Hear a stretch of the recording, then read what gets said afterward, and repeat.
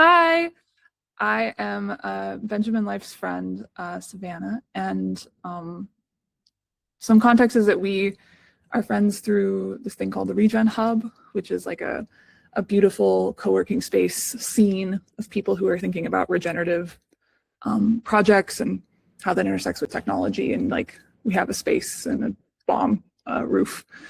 Anyway, so we met there, and then what do? I run a thing called the Neighborhood Village Project.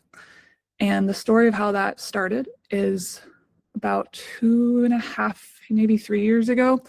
My partner John and I moved into a neighborhood in Boulder, and we looked around and we were like, why are these people not talking to each other? This is super weird and like doesn't feel good and is not moving towards, it's like, it's not the world I want to live in, but I know we're all just like in this downward spiral of anti-socialism, like fear in our bodies, stress, and like if you get a group of people who all feel alone in like the woods, the like wild dark woods of our world, then of course their nervous systems are going to like retract and fight. So it just feels like a very interesting cultural lever to build community in this day and age to me.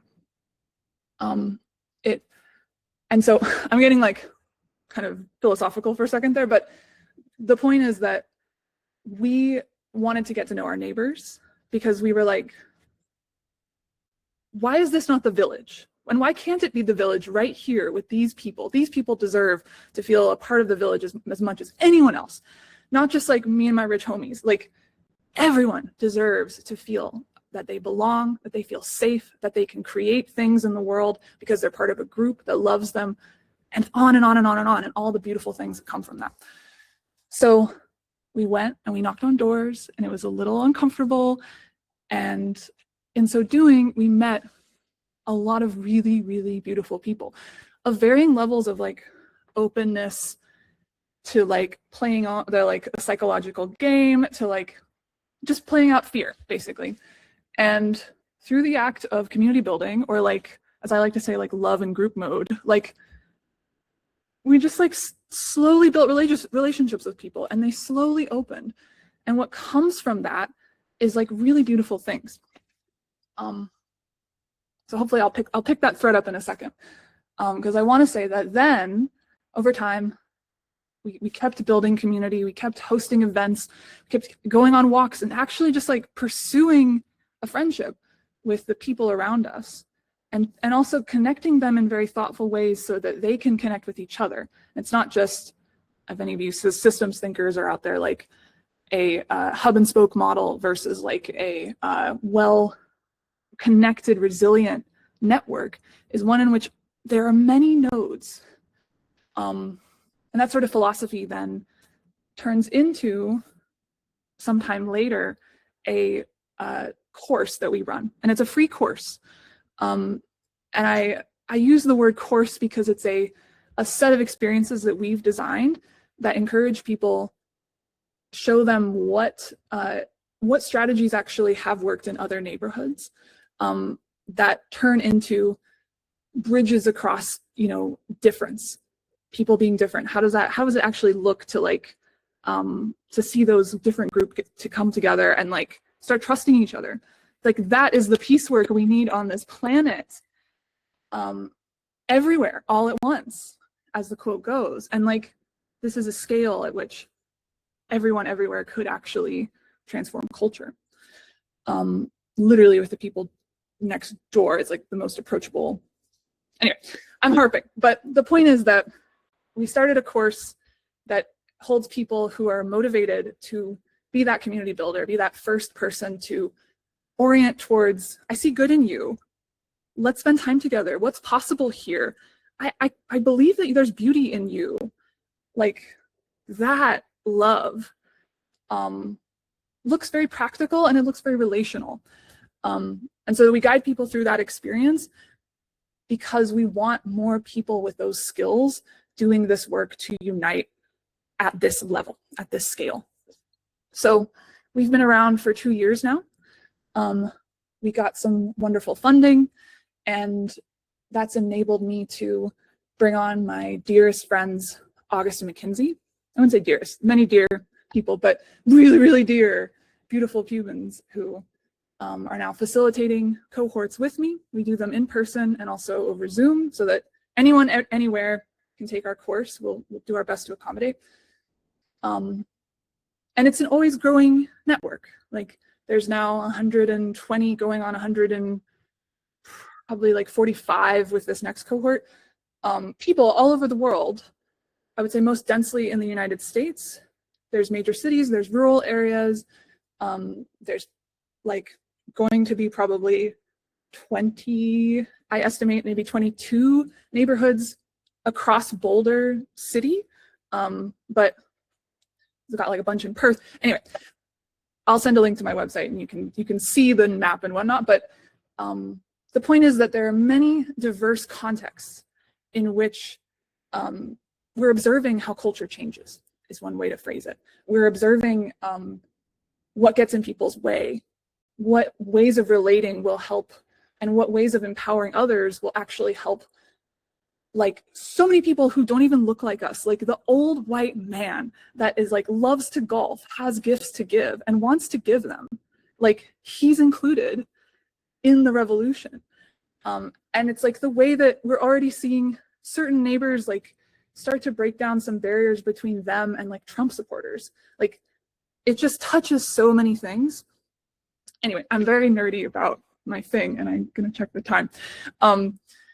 So anyway, I think I'll just stop by saying that this is the work we do, and I know that it's important to y'all and Benjamin, and I know Jordan, this bioregional level.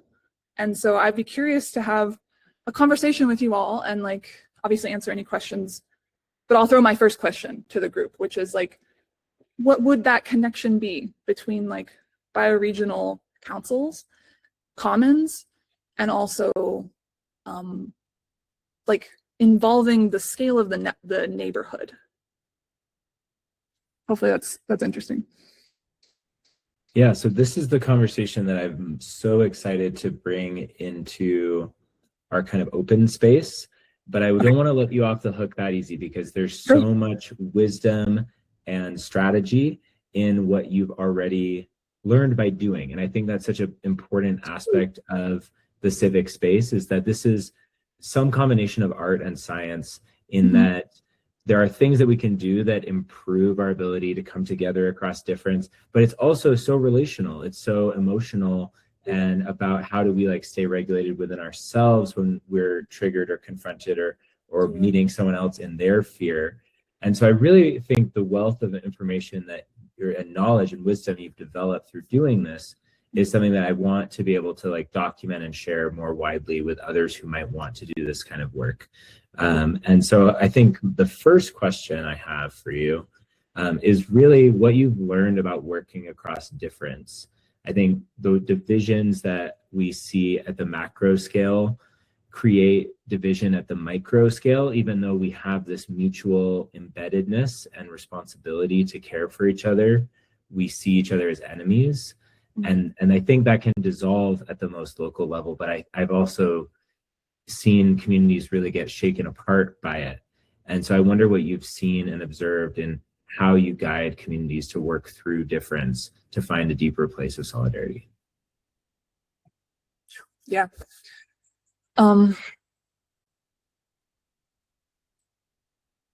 These are just the lessons I've learned. I'm sure there's many others really, really good ones, but I would say it's kind of like a spiritual practice to like bring to mind, like practice, like this person like was a tiny little innocent baby. Like this person before me is like so much a tender, vulnerable human that like has their own needs, has their own like turn-ons, has their own joy, has their own like deep pain and their own like fucking responses to like how they might cause harm if they're afraid. Like we all fucking have that. But it feels like a practice of like coming back from what we've been told, that like difference is unsafe. Even like perhaps a primal instinct, difference is unsafe, this tribal, and it's like it feels like we need to evolve in how we relate to others. And how would we do that? We have to shift our behavior. And how do we do that? We have to like make a practice of, if it's praying, like saying a prayer, like taking the time to like feel empathy for the person in front of you. And then like fucking listening to them, listening to their needs. Like there's so many things I don't understand about so many other people on this planet. And like, I don't, and I want to know. And like taking the space and time to be like, there's beauty in there. Like, I'm gonna go find it. I wanna also like be the space in which like you let someone take their own time with you. Like, you don't need to force a relationship, and like giving them that safety, like, they can help. So I think what I'm getting at here is like, it's really about just the fucking person in front of you. Like, and like, can you just be with them? And then if you can't, like, what is the thing that's coming up? Be with that, like, and then return. Which is such an important like emotional literacy skill to develop as a community organizer, because if every other person can't do that, if there's at least one person who can hold an emotional regulation where they can stay in that state of open-heartedness and empathy, that can create all these ripples out from that one person. Yes. The second question I have is, I know from hearing some of your stories that the communities in different neighborhoods started to share templates and patterns with each other really quickly. And I love that, because it's this like bottom up, by necessity, you have to figure out how to do something. And so I wonder, what are the kind of reusable patterns that you've noticed? Like, does everyone love a good block party? Is that like the entry point for a lot of people?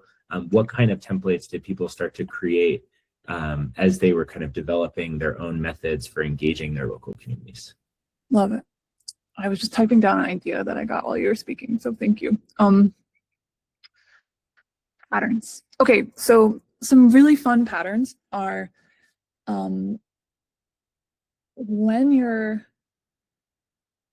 and I'm like, these are like sociological relational patterns. So one pattern is give people jobs, meaning like a potluck feels like a group. A perfectly hosted dinner where you're this like Stepford wife does not feel like a communal act. It's not. And so there's like these structural things where we're like, hey, be messy. Like, if your house is spotless, no one can relax. Like, we can like show each other like the mess, and and it's like the physical mess, but it's also just like, yeah, I am who I am. And that like gives them a little permission to be who they are, and then that's the juice. So that's one like pattern. I would say, like, hot take, I'm pretty anti block party. Of course, like, who block party, a gorgeous thing, but the juice is, for me, is not in one big event once a year. Is that how relationships happen? No, it's many small to medium, maybe a big one, throw a big one in there, but like a sustainable thing is many small touch points that are low stakes, where people get to express themselves. And so I'm a big proponent of like a monthly cadence. And that's what we encourage people in our course to do, is like a monthly cadence, get a number of neighbors to commit to hosting a dinner party on rotating weeks. That's like something we're doing in our neighborhood soon. Like, I think that's a little bit more easy to hold. So you have to be realistic with like our busy lives. Like, we're in this transition, like, you know, so we have to do a lot. But yeah, a regular cadence, I would say, because then, yes to potlucks. Giving out jobs, it makes people feel like they have a purpose. It gives them they get seen in the value they have. They get to feel like this is not Savannah's or Benjamin Life's or so-and-so's who like is initiating, but it's like very important to start decentralizing your role as you become a leader. And so it's both this, it's just this like orientation from like, hey, I'm initiating this, want to play? And then being like, great, what game do you want to play? And it's like, so, and that's like there's a nuanced thing to that. There's a lot of trust that gets built in time, but that's one shape, is like orienting towards moving from I to we, mine to ours. Asking people like, could you do this? And then they're like, yeah, I could. But they wouldn't have felt welcome, you know? Like a lot of people don't take up space and don't like know they can contribute. So that's like a pattern I'd see.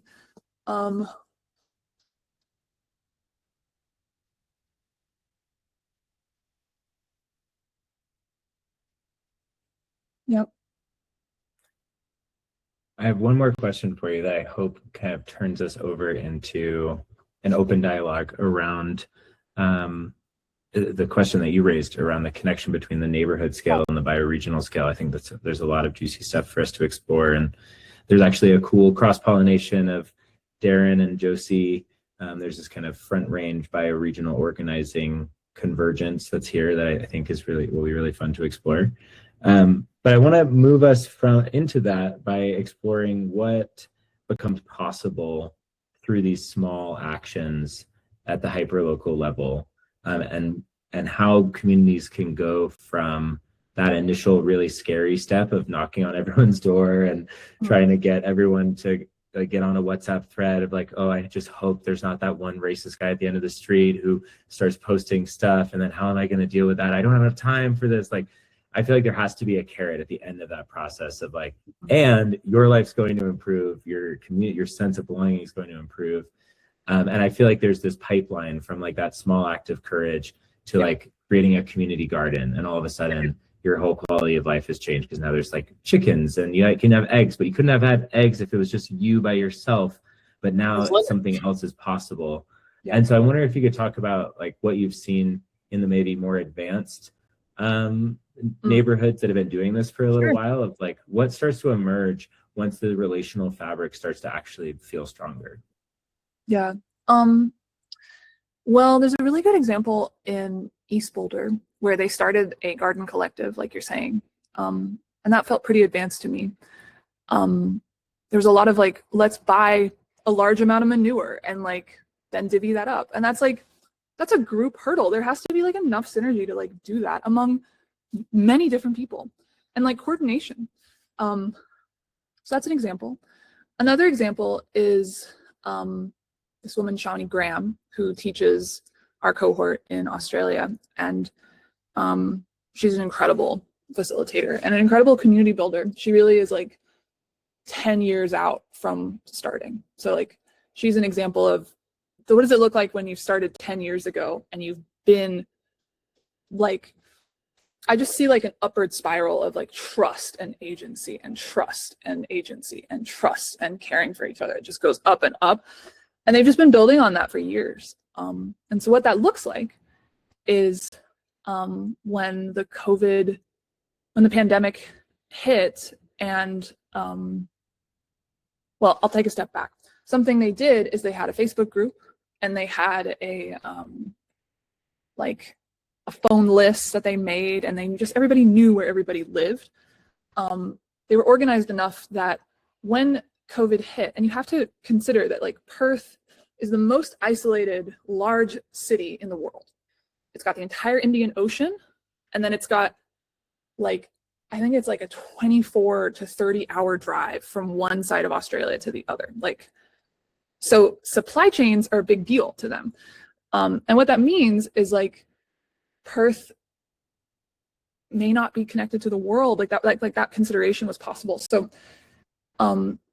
then the day that the country of Australia said we are going to go into lockdown, like they had a week out from that, and within a day everyone had called everyone. Not everyone had called everyone, but like they formed like a phone tree where everyone called everyone and said like, what do you need? What are you not able to do? And like, let's make sure you're taken care of. Come on. And so then within like 24 hours, they then had like a crew of people that were all just like, I gotta help, who, you know, one person was like, I'm a therapist and I see that this other person like knows they're going to get crazy lonely and they're nervous about that. And like that connection really happened. And somebody else is like, I can't go buy my medication. And somebody else is like, okay, well, I will be buying your medication. Like this is what we're talking about, you know? And so that infrastructure was there that they built and they just like figured out, you know?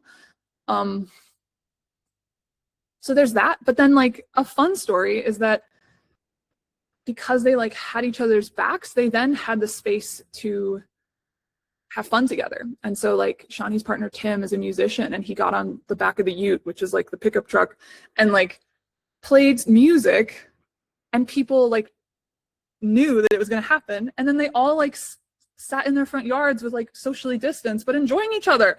Like we can have joy, like, you know, there's so much joy that could be built into all of our lives. And that's what's possible.